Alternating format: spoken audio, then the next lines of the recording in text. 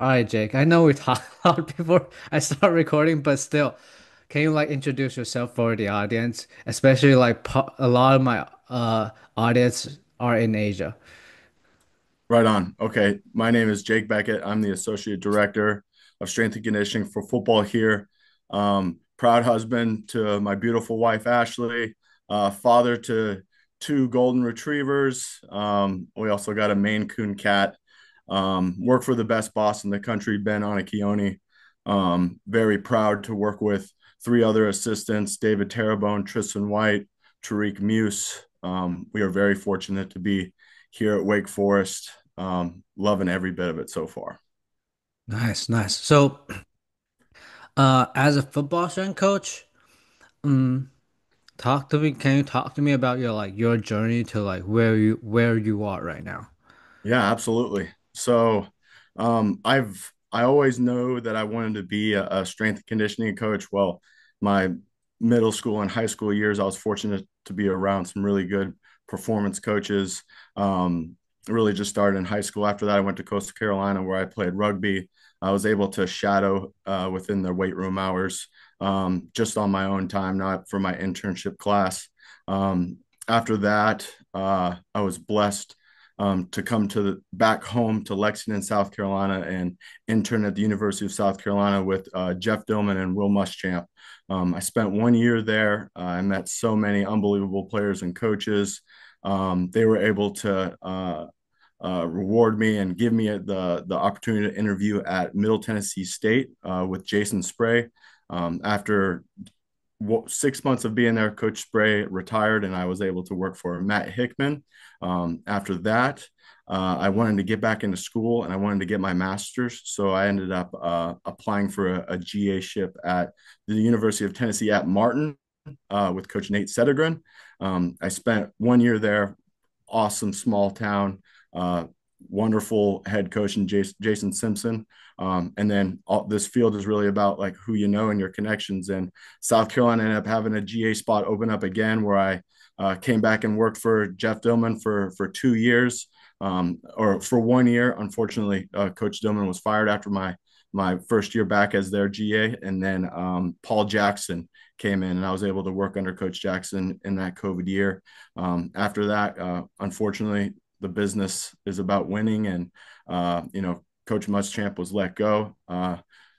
Coach Jackson had worked with a gentleman named Joey Garasio at Ole Miss years prior, and Joey was at Florida Atlantic University. So I was able to be blessed with the opportunity to interview there. I interviewed with Coach Joey, spent a year and a half at FAU down in Boca. And then just through the tree, just through knowing people, Joey's little brother was an assistant strength coach at Washington State. Richard Gracio, he took a job for the Denver Broncos, and they needed a catapult guy. They needed a guy that was going to do that was good with the GPS. So interviewed with Dwayne Bradshaw at Washington State. I was there with him for 7 months. Unfortunately, after that, Coach Bradshaw was let go. He went on to go and work at Exos. And then my current boss here at Wake Forest came in at Washington State, Coach Ben Anakioni. So we were there for 3 years. Just talk about just a place that changes you in so many different ways. Pullman, Washington, such a special atmosphere and culture. The guys there were unbelievable. We did some really good things, and then we were able to come here to Wake Forest. So that's how I got here. Been a strength coach for coming up on 10 years, worked for 8 different directors. Just so blessed to have all the experiences that I've had so far. Nice, nice, nice. Yeah. So, um, I know we kind of talked a little bit, but still, um. tenure as a strength coach, and I know you deal with a lot of like sports science stuff. So for the last 10 years, how did the field kind of like change in terms of like implementing more sports science stuff from probably from I would guess 10 years ago, probably not a lot of coaches have used force Yeah. plate, but nowadays every school, every D1 school have force plate, have GPS. So like maybe talk about like your experience of last 10 years, all these stuff. Yeah, younger years at South Carolina, no force plate. They had GPS. I wasn't too involved with it. Our sports science guy at the time would come in and post the max speeds and max high explosive efforts in the weight room to show the guys to drive intent in competition and practice. Went to Middle Tennessee, didn't have any of that. No technology. Went to UT Martin, no technology at all. The only thing that we were really scaling the guys on was their body weight and maybe some little subjective RPEs and how they felt. Went back to South Carolina. That's whenever I really started to notice, like, okay, this catapult stuff is pretty important. Some people that I worked with would get the reports, and then I was just in my office at 4 a.m. every single morning, just like logging the data. I didn't have access to the port, so I couldn't download the CSV. So I would just log everyone's player load, total distance, max speed, high speeds, for 2 years almost, and I knew that I was going to need that at one point. We still hadn't received any type of like force plate when I was at South Carolina, and then I go to FAU, and then I met Coach Joey, and that guy is all about the technology. If you're not testing, you're guessing. So I was exposed to timing gates. I was put in charge of the catapult, and I was in charge of making all of the breakdowns for the coaches after practice, and we were really driving our performance through technology. So didn't we had a little mock force plate down there, so I started to get into it a little bit more down there. Not too much, didn't know too much about it.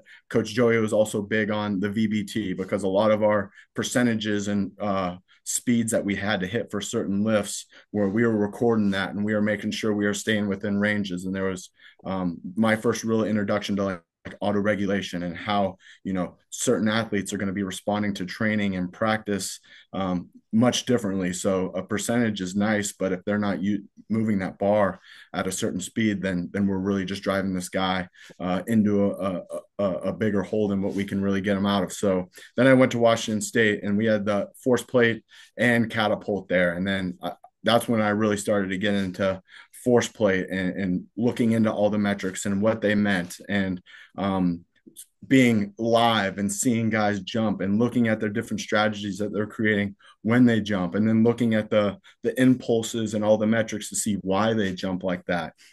I dug into a little bit of mid thigh pulls myself. I did a small little research study just with me. I did a barbell, a trap bar, a belt squat, and a trap bar mid thigh pull, or excuse me, a bar on my back. And I just was trying to find out which one of these metrics, which one of these variations is going to create the most force. So I did that on myself, and I really dug into that. But I also started to realize, jumping is a skill itself. And just because a guy may be flagging on the catapult metrics doesn't mean that he is flagging on the force plate. So I started to see the force plate for what it is. And then we get here to Wake Forest, and like we have every resource you can think of. It's Christmas Day for this strength coach every single day when I come in. We got perch on every single rack, two force plates, a Nord board, catapult with an indoor system and an outdoor system. So it's really just came into fruition with me here at Wake Forest. I got all the bells and whistles here to really start to conceptualize and bring training in through with a bigger picture from what I was used to. So this is just the start of my journey with sports science and all its technologies. Nice, nice. So with all the experience, like with from probably no technology to everything you can literally dream of right now, Yeah. did that like kind of change your approach to training? Um, I would say that it confirmed my beliefs about technology and that it is what it is.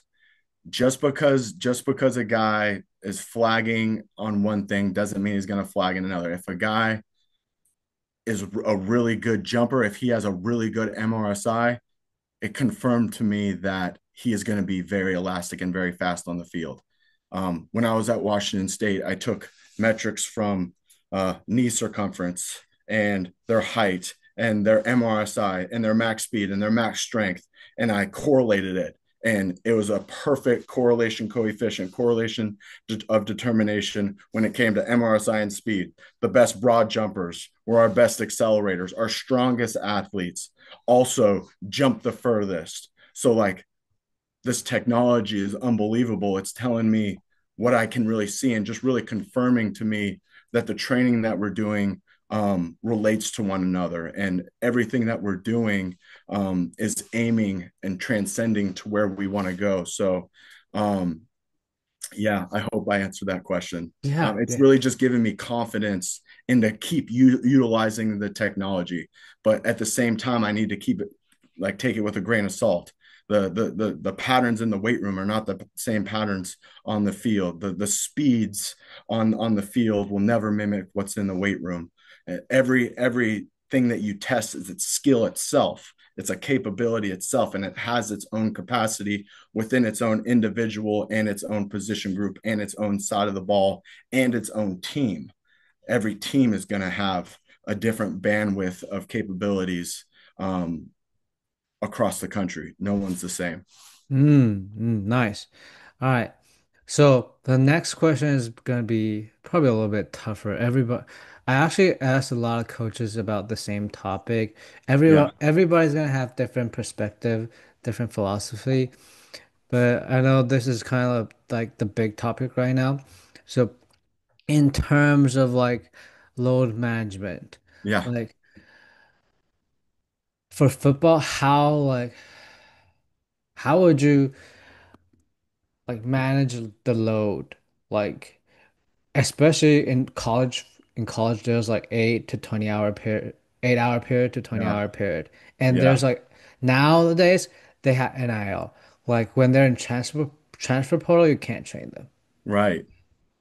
All right, so load management for us, load is specific to the goal in which you are trying to achieve. Um, Whenever I think of load management, I think of it across the calendar year. You know, you have your winter block, your off season, 4 to 6 weeks. That's where you're really just trying to build up their ability to handle work and handle different types of emphasis that you're throwing at them. Um, Whenever you are thinking about the transfer portal and guys coming in that may be undertrained or maybe just got off a bowl game that they were able to train all December and then they came right into a winter training session. I think it's very important to have those conversations with those athletes, like, what have you been doing? And more times than not, you're able to have those conversations in the recruiting process to see what they're doing and see if it aligns with what you do.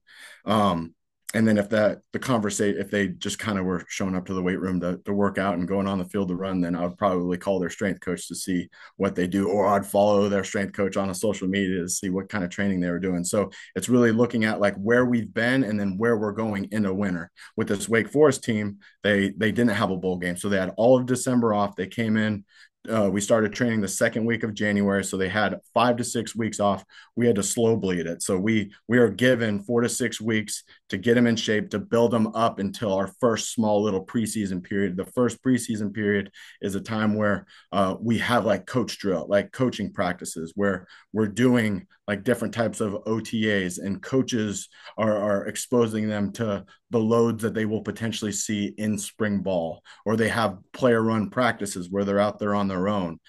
So we really take those OTAs and those PRPs and work backwards. What kind of capabilities do we need for that? I've worked for Jake Dickert for 3 years. I know what his PRPs look like. I know what his spring ball looks like. So I can build the guys' load tolerance up, their distances, their speeds, their XLs, decels, their high IMAs, all of those things I can build up to what they could be. And then that little preseason period is the bleed or the bridge that will get them in to spring ball. And then through spring ball, we're just managing. We're building bandwidths. We're collecting data. We have a new offense and defensive coordinator here from where we had at Washington State. It's going to be a completely different type of indie team period. The routes on air might be different. The one-on-ones might be different. So just collecting data in spring and just making sure that the coaches are always aware if they're going over a certain bandwidth or standard deviation of what the athlete in the position has done, that they are educated. And then we have this 4 week period where they're off. We send them home. We don't know. Their load goes to nothing. Their acute to chronic ratio is down. It's nothing. So in the off season, in the summer, it really depends on how many weeks you have. So it's going to be not as slow of a build that we have in the winter. It's going to be another build up in terms of the load and what they're able to do. It'll be a linear for 3 to 4 weeks, and then we'll start undulating it as they start doing more PRPs and OTA and coach type practices. And then we get into preseason, and then everyone has a story about preseason, like the first week or two where the injuries always spike and what have it. We are very, very lucky to have a coach that loves data. Our head coach loves technology. He loves knowing what's going on, and he loves knowing like where we're at and what every guy is doing. So our preseason is smooth. There's a slow build into it. The duration is going to be the number one factor that determines everything in practice. So there's a slow build into preseason, and then in season is going to be your longest time, 4 months. And then the load management with that is just comparing days, Tuesday practice versus Tuesday practice, comparing Tuesday practices to what they've done from the past 2 weeks to a month, letting us know acute to chronic's there. And then with each individual, each metric, there's an acute to chronic. And then comparing that metric to everyone else in their position group. So it's just on multiple different levels on an X and Y and Z axis, attacking our plan for moving forward and making sure the emphasis of every day in season is hit, because the game is pure chaos. You don't know if the offense is going to be out there a long time. The defense is going to be out there a long time. I mean, as strength coaches, we can prepare our team for certain types of run and shoot offenses, like being on the West Coast and seeing some of those teams and those offenses. Like our defense needed to be in shape. They need to be fast. They need to be strong, because they're going to have a play that happened. And then literally 10, 15 seconds later, they're going to have to repeat another play and be able to react and do whatever the demand of their game requires. So, yeah, that's our load management. We look at it on a spectrum from the whole year. Off seasons, we're really building up their tolerance. Preseason is that bridge to get them ready for whatever camp or in season that they are going to be going into. Um, so yeah, that's our load management scheme. Is there anything in there that I need to address? No, no, it's good. I Awesome. love it. I love it. And you explained it very well that what you guys looking for off season, preseason, then during the season. That's awesome because uh there's more and more like injuries right now, like you mentioned, especially like the first few weeks of the like training camp or the Yeah, first few weeks of the season, right? People are yeah, talking about like turf, people are talking about everything. But right, uh when it comes to like Achilles tendon, like one of my mentor, Dan Papp, said it's basically just load management. right, So, uh, I want to continue to like dive deeper into this topic when it comes like load management.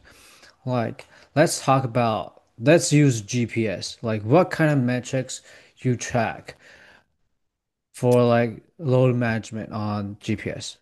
right. For GPS, we're going to break it down into three different big categories. It's the volume metrics, the intensity metrics, and the density metrics. The volume metrics, that's going to be your player load, your total distance, the amount of yards you cover between 0 and 9 miles per hour, the total amount of low IMAs that you have.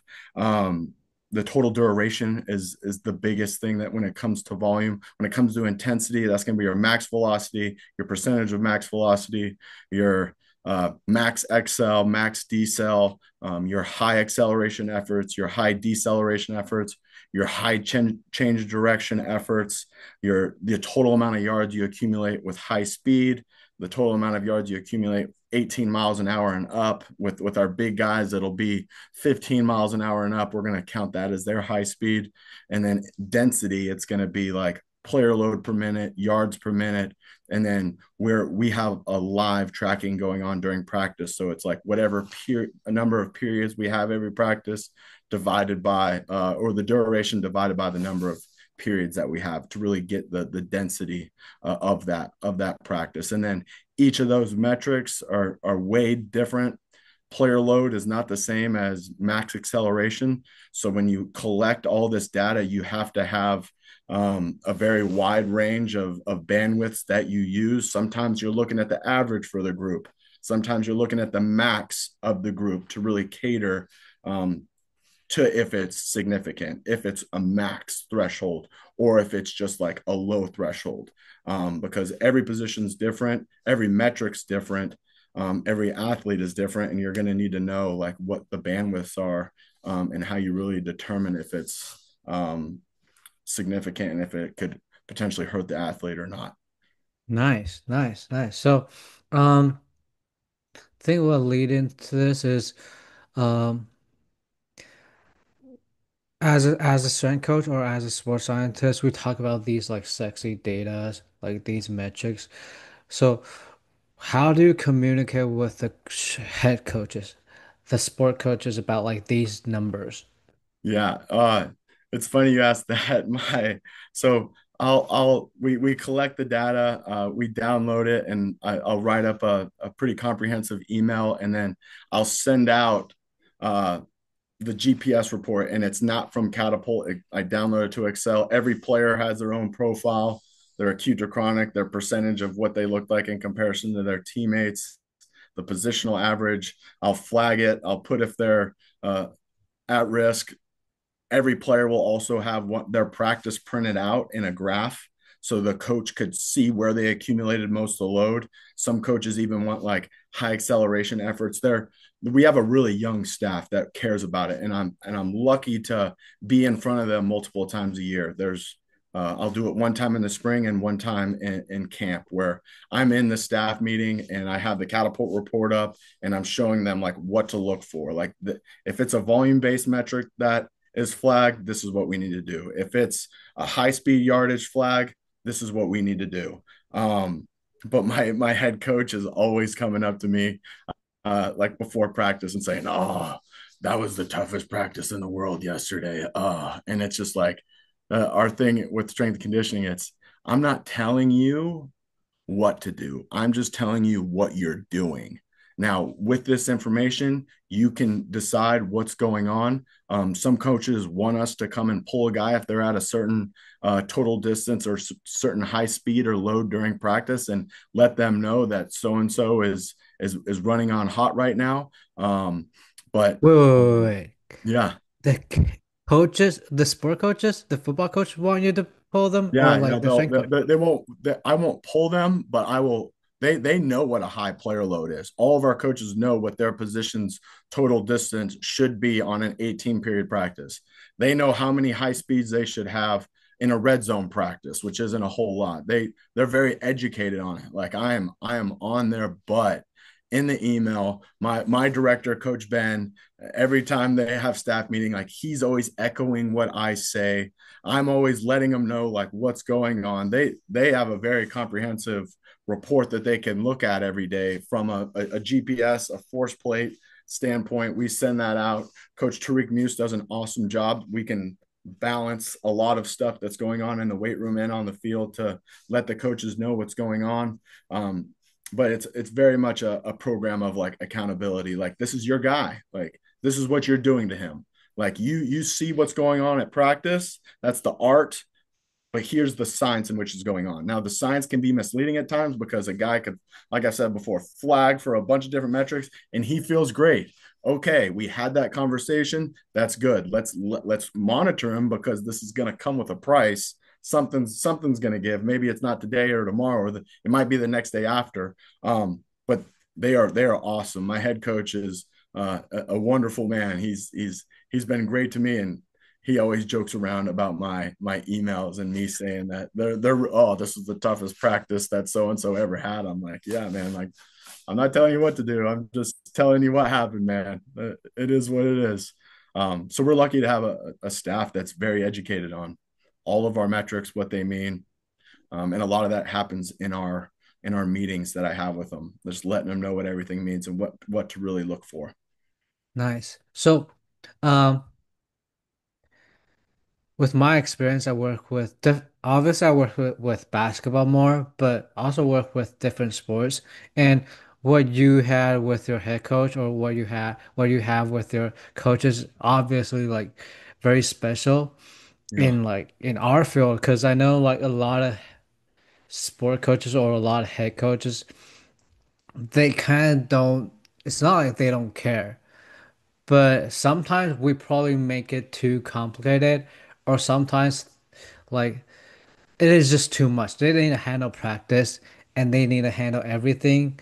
So, how did you build this relationship with your coaching staff that Yeah. let them believe in what you said and what you do? Um, I would say it's more coming from the athletes and the athletes letting the coaches know how the strength staff treats them. Um, because they're always going to ask, "What'd you guys do in training today? How was it? How do you, what do you think about Coach Beckett? What do you think about Coach White?" I think that's the first. That's the first form of communication and how well the sports coaches can trust you. I think that the next form of it is when you do have the interactions with the sport coaches is just be overly positive and love the guys. Let them know how they're doing in the weight room. Let them know how they're progressing in their 0 to 5 and 0 to 10 timing gates and acceleration. Just be overly loving and transparent and vulnerable to them. Like let them know the different type of movement patterns that you see, that what they're really good at. Maybe this is something we can work on. And then the third thing is just ask the position coaches want to feel valued. They want to they're smarter than all of us. That's why they're doing what they do. They're the best at their job. They want to feel valued. Ask them questions as well. Well, how do you think, how can I get so and so better in your opinion? I have a plan for them. We have a plan for them in the weight room and on the field of where we want them to go. But maybe it's like a technical or a tactical factor that they want their voice to be heard. They want someone in the strength and conditioning department to know about it and to recognize it and to maybe even have those conversations with the guys and how they can make them better, make that athlete better. So that would be my biggest thing. And then like always tell the truth. Don't sugarcoat anything. If it's a bad practice, tell them it's a bad practice, but then let them know it's not the end of the world, that we can recover from this. Just because we had a really tough practice today and all your guys are burned doesn't mean tomorrow can't be great or can't be the same. Let's just do these things to make them better. So coming at it from the players, that communication and being transparent and loving the guys, and then just asking the coaches like what they think, like going up to their offices. How can I make this catapult report better for you? Do you want the whole catapult report? Do you want the whole force plate report? Do you just want me to give you a text message whenever a guy is he did a lot and you want me to take off some reps from him or something like that? Um, just over communicating, telling the truth, loving the guys, doing right by them, like no matter what. Um, that's what I would say. That's how we have built a lot of trust with them. And then ultimately, like the proof is in the pudding. Like if you are getting them bigger, faster, and stronger, they love you. You're keeping them on the field. The guys love you. The players love you. You're helping out the coaches with whatever they need. There's I can't think of too many other things in terms of trust, and having those vulnerable conversations, that could help you with that relationship. Nice, nice. Cause I feel like what you guys have is really special and what you cause this conversation is actually pretty cool because a lot of times my conversation with other strength coaches they'll be like why didn't the AT why didn't the PT why didn't the sport coaches understand what we're doing Right, but but but they're actually really smart at like the sport. They understand like everything about that sport.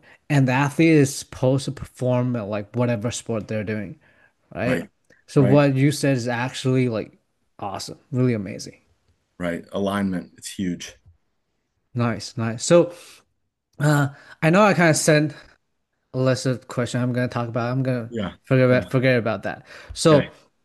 uh, working with like different directors, different bosses, and Yeah. having to go through like different periods of time that your boss got let go. Like Yeah. how does that like affect you to like see like our field or like affect like how you maybe plan yourself like in terms of career wise? Yeah. It's never it's probably one of the worst things to always like see happen in front of you, like cleaning out your helping your boss, your former boss, clean out his desk is probably one of the most demoralizing things that you could ever go through, because he trusted you, he brought you in, and you know sometimes you think that it's your fault. Maybe what you always ask that question, like what could I have done in the last calendar year, the last 6 months, whatever it may be, to maybe help his situation out. And I really think it depends on the situation you're in. It happened to me as an assistant. It happened to me as a GA.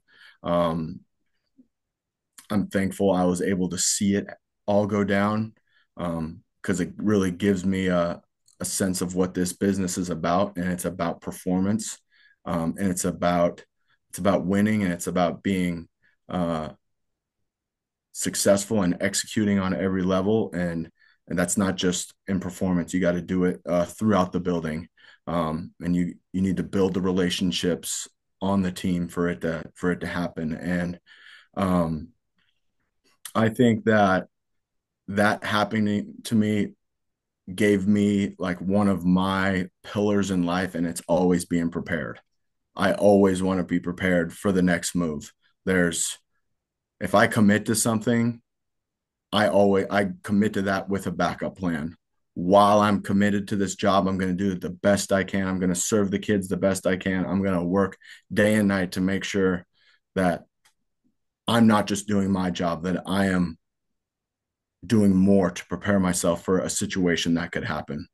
Um, and I've learned that from a lot of really good mentors in the past. Um, so more than anything, it's just prepared me for what could happen in the future.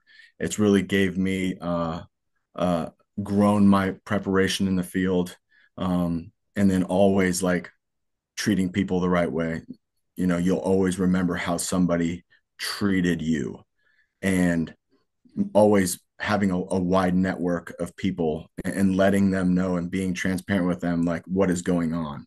Um, Whether you know that it's coming, whether it just happens, controlling your emotions in those times is extremely difficult, especially as a young strength coach. I was very emotional, very, very prideful, and I didn't know why a lot of it was going on. Um, so continuing just to build as many relationships as you can, because yeah, you get strength coaches get jobs based off who they know, but a lot of those jobs you get are from position coaches. So if you did an unbelievable job with a position coach's guys, and he always saw you staying after to help out a guy, getting there early, like always asking him if he needed anything, he's going to remember those things. He's going to remember how he was treated. He's going to remember who you were. Um, so just on those levels, I think that it'll that's how I feel about it, and that's how I will continue to go forward. Um, but so much of it is alignment from the top down, and really trusting the people in your circle, because there has been times and there will be times where people on staff don't align with what you think. That's where you know your place and you do your job. Um, but you always just make notes of it. You always remember what happened, why you think it happened, and then you can always sit on it and think about it and learn about it as time goes on. And maybe it happened for a reason. Maybe it's exactly how you thought originally, how it went down or why it went down.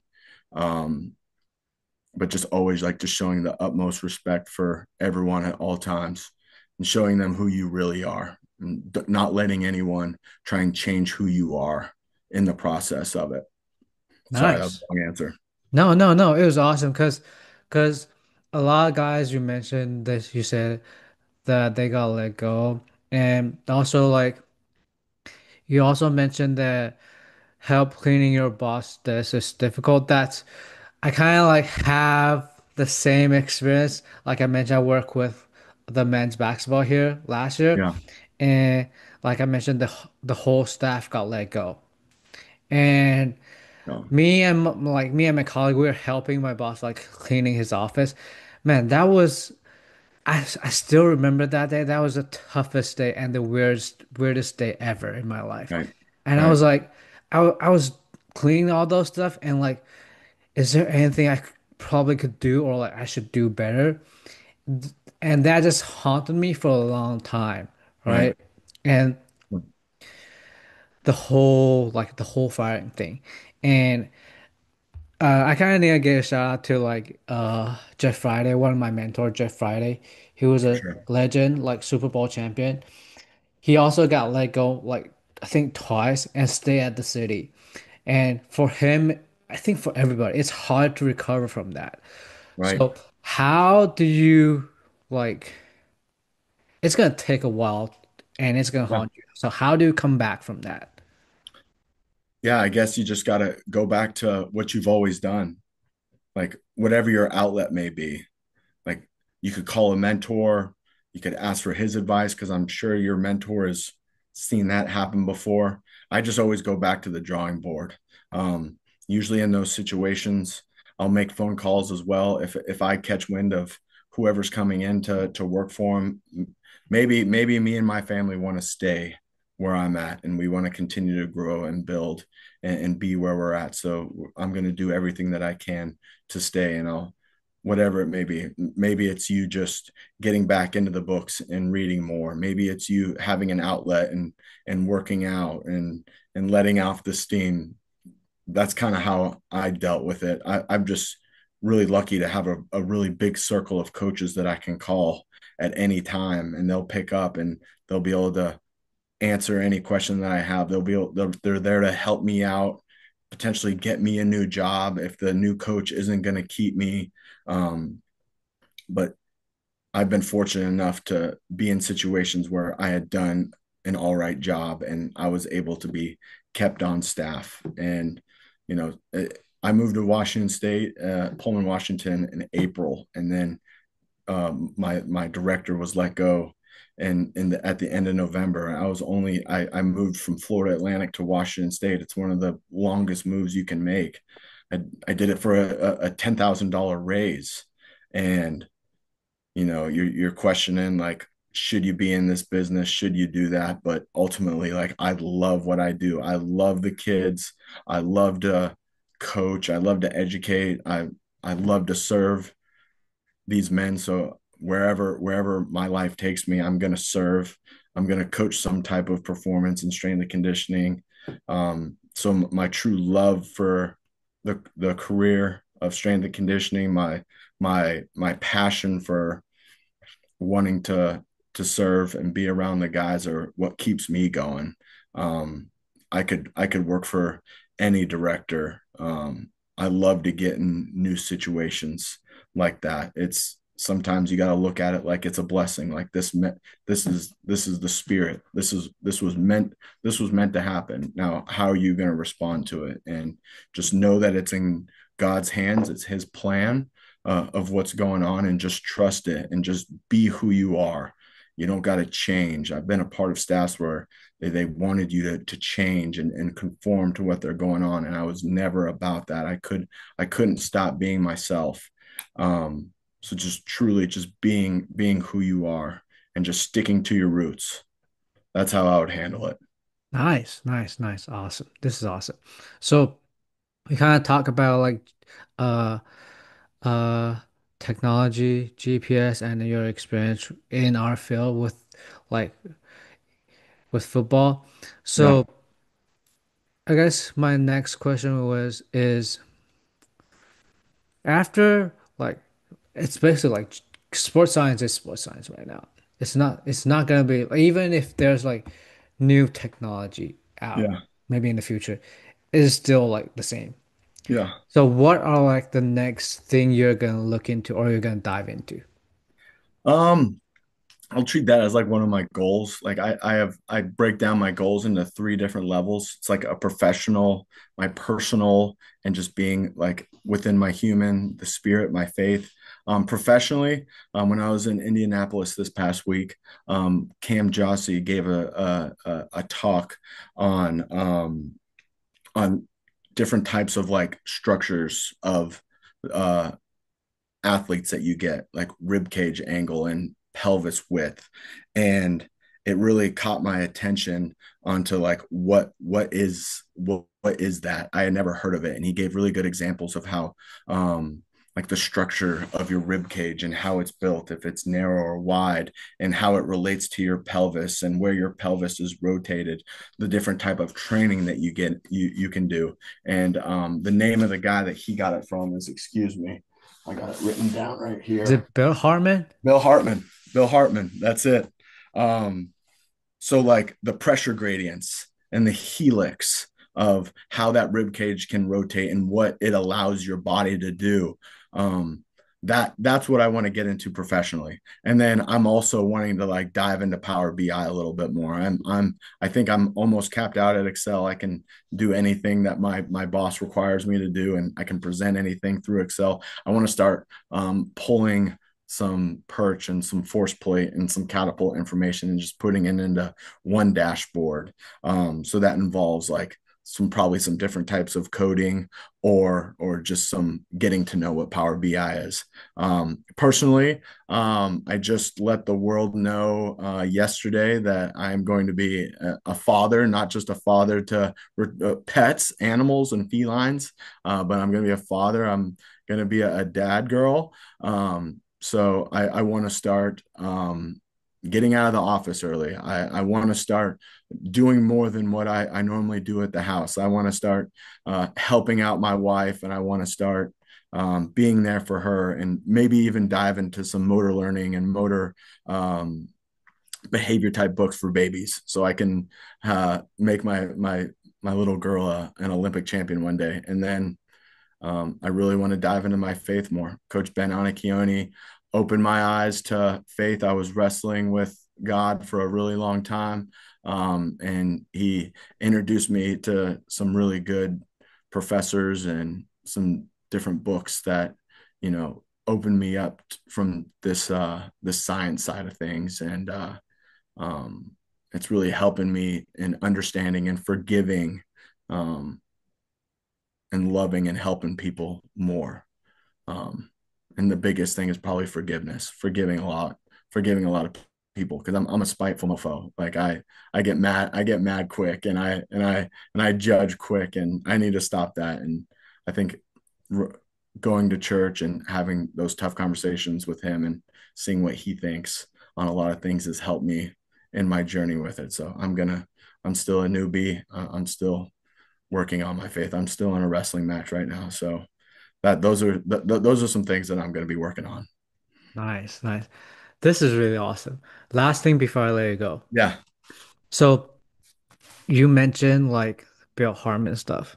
You Yeah. mentioned like the ISA angle, Yeah. helical angle, and which I believe that basketball guys or like a lot of the guys work with high level basketball player, they kind of like implement that stuff with basketball player a long time ago. I know that's like Bill Harmon, shout out to Ty Terrell or like Zach.